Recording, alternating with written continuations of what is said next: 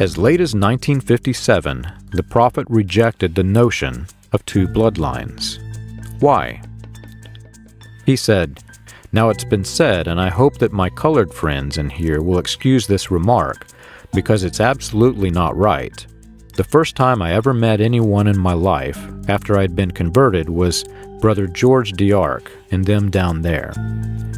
I was walking and the Lord led me to a little place, and they was discussing where the colored man came from. And they were trying to say that the colored man, that Cain married an animal like an ape, and through there came forth the colored race. Now that's wrong, absolutely that's wrong.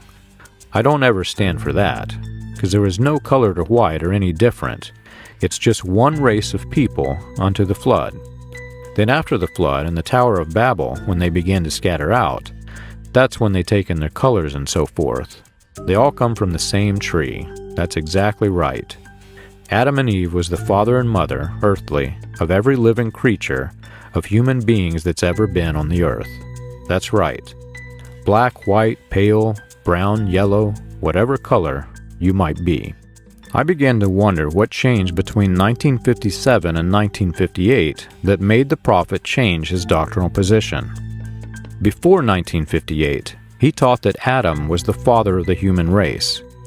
After 1958, he taught that Adam was only the father of the elect seed, and that the serpent, which he taught to be Satan, fathered the serpent's seed, or the inferior race.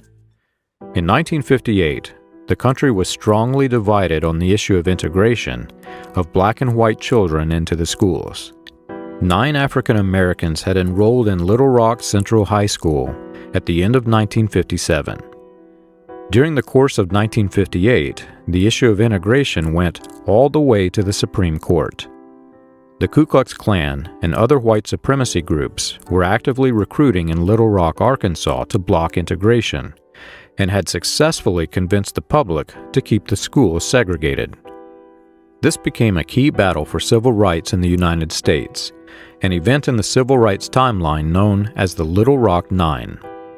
The Federal Bureau of Investigation was working undercover in Little Rock, Arkansas at that time, and found Reverend Roy Davis at the center of the integration protests. The very same day of the vote, the prophet introduced his Christian identity doctrine to the public. It came out only a few months after he denied the sexual union between the serpent and Eve. The prophet rebranded Christian identity with his own title, The Serpent's Seed. He said, "Just like it was on the serpent's seed, but it's absolutely proven to be right. I got papers right here out of the paper where white women now, even in some of the great dioceses has pictures of the original, a snake crawling on a woman's leg. And just how it goes around her, and she has all kinds of sensations and things, something that a man could never touch her with. This huge snake wrapping around her and so forth. That's exactly the truth. And it's getting worse and worse."